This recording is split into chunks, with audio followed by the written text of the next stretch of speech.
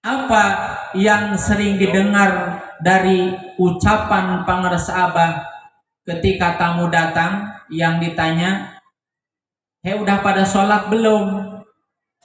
Yang saya saksikan nggak seperti itu. Beliau selalu bertanya, "Udah pada makan belum? Kalau belum makan silahkan, Umi sudah menyediakan ala kadarnya." Nah ini, kenapa demikian? Ada keterkaitan dengan sumpah seorang ayah, dengan sumpah seorang guru, Syekh Abdullah Mubarak bin Nur Muhammad. Apa sumpahnya? Begini Pak, mohon maaf, ini keterbatasan kami para panitia ya. Mestinya backgroundnya Abah Sepuh ada di sini.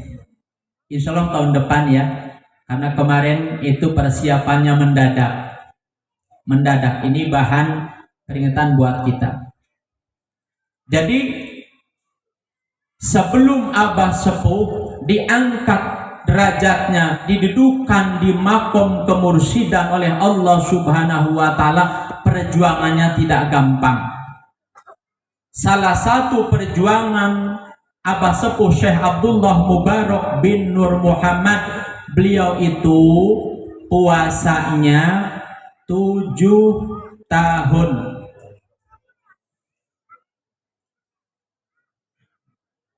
Ada yang di sini udah puasa 7 tahun? Banyak. Masalah puasa insya Allah tidak berat. Ya, anak saya, murid saya sampai hari ini mungkin sudah 10 tahun lebih puasanya. Tidak usah saya sebutkan namanya. Itu.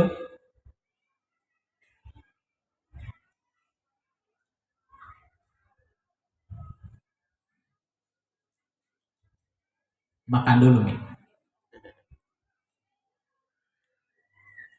Masalah puasa insya Allah banyak yang kuat. Tetapi Abah Sepuh selain puasa 7 tahun, makannya hanya ubi-ubian, daun-daunan dan buah-buahan. Itu dilakukan di atas gunung, tidak di rumah.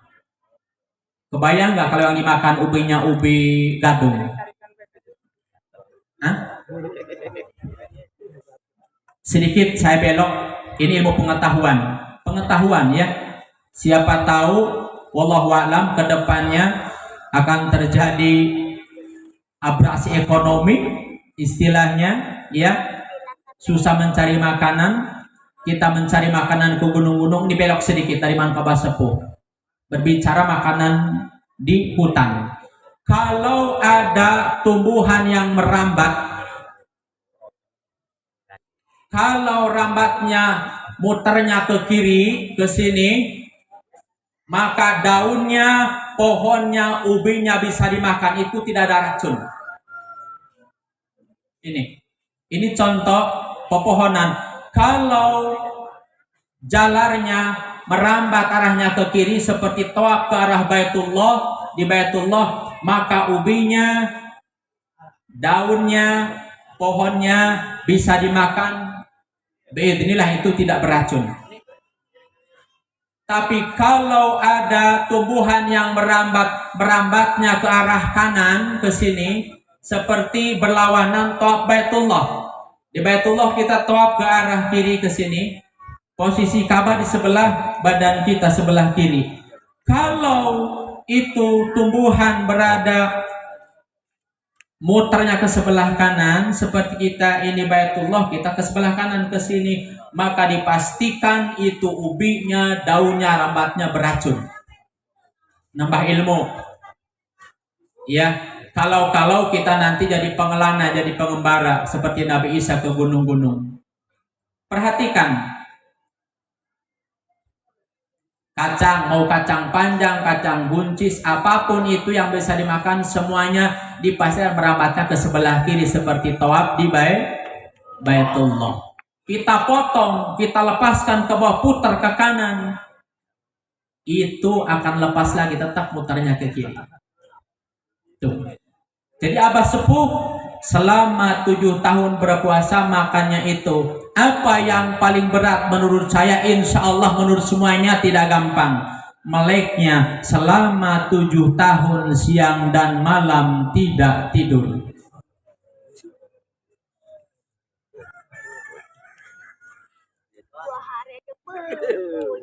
Bersama siapa beliau? Bersama pendiri Pondok Pesantren Gentur Cianjur, Mama Satibi. Udah begitu gimana? Mama Satibi dengan Allah mau sholli sholatan kamilatannya, abah sepuh dengan la ilaha illallahnya. Setelah 7 tahun dirasa cukup, ini ya sudah cukup, ini pendidikan dari guru, maka kata salah satu, kita sudah 7 tahun tidak makan nasi, tidak makan ikan, tidak makan apa-apa. Waktunya sekarang kita buka pas di bulan Rabiul Awal.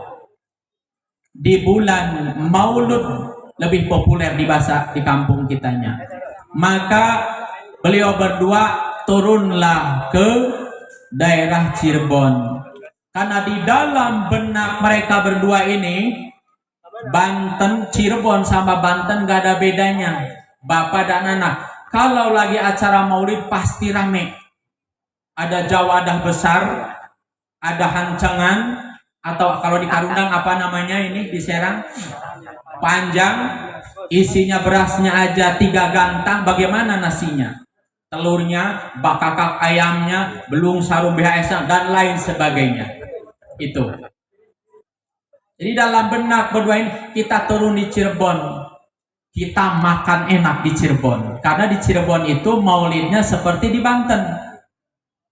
Turunlah mereka ke Cirebon. Di salah satu masjid abah sepuh, di situ ikut sholat maghrib berjamaah, ikut yasinan, ikut al-barjanji, ikut marhabanan. Selesai acara dibagilah yang namanya berkat, istilah kita di Banten. Dibagi berkat sama panitia. Jangankan 2 orang ini dibagi berkat, ditanya pun tidak.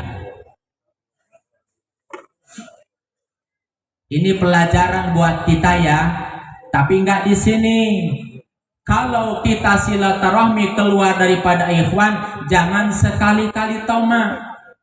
Umi sudah pernah. Kata saya, Mi, sarapan dulu. Nanti aja di sana. Mau nyocol rumah yang hajatan. Selamat. Dalam hati saya sudah ada yang kurang enak ini.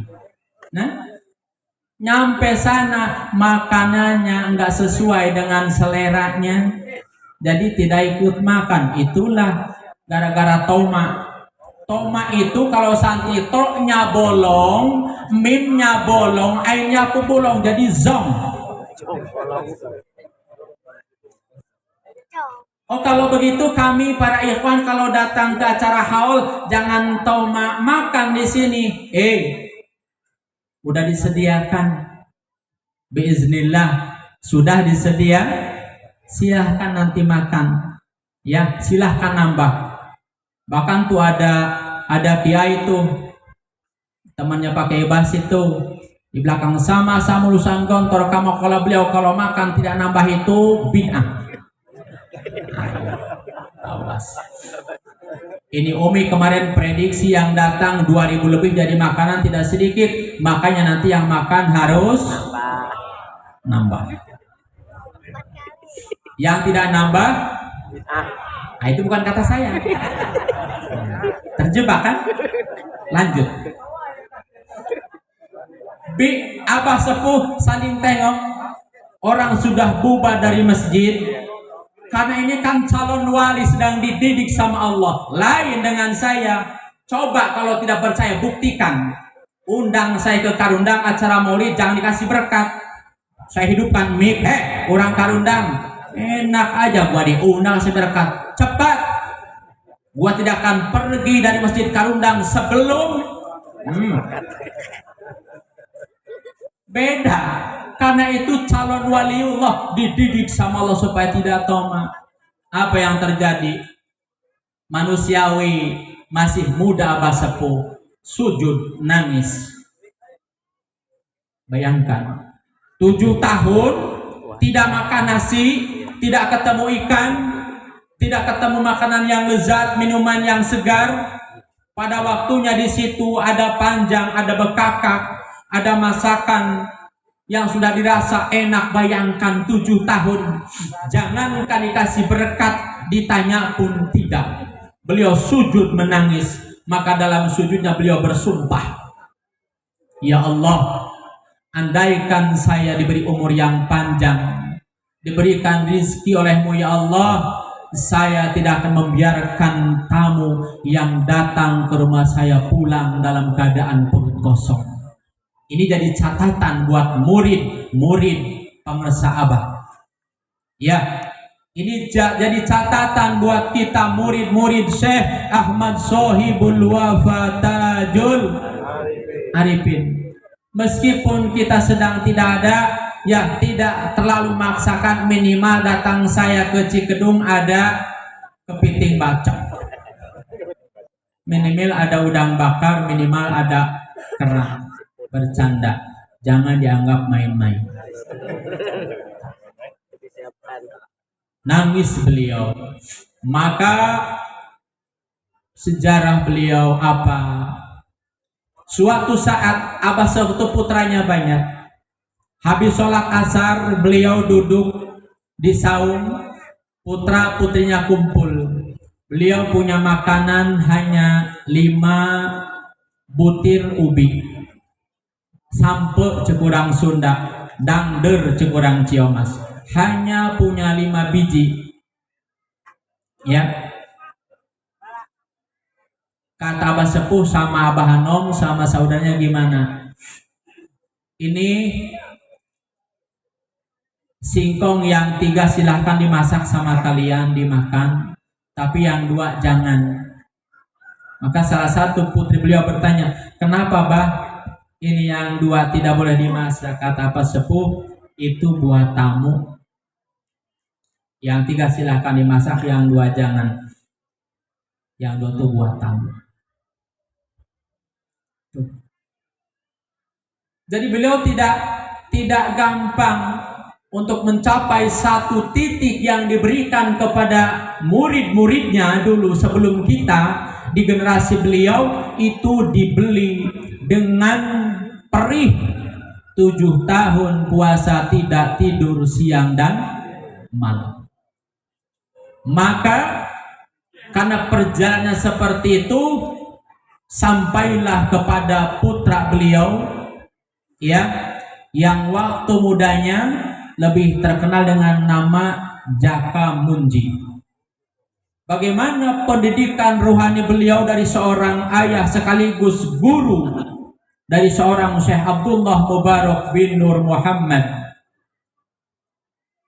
Abah dimasukkan ke dalam kamar Riyadhna selama 3,5 tahun, dikasih makan cuma buah-buahan dan ubi-ubian, dan tidak tidur selama 3,5 tahun siang dan malam.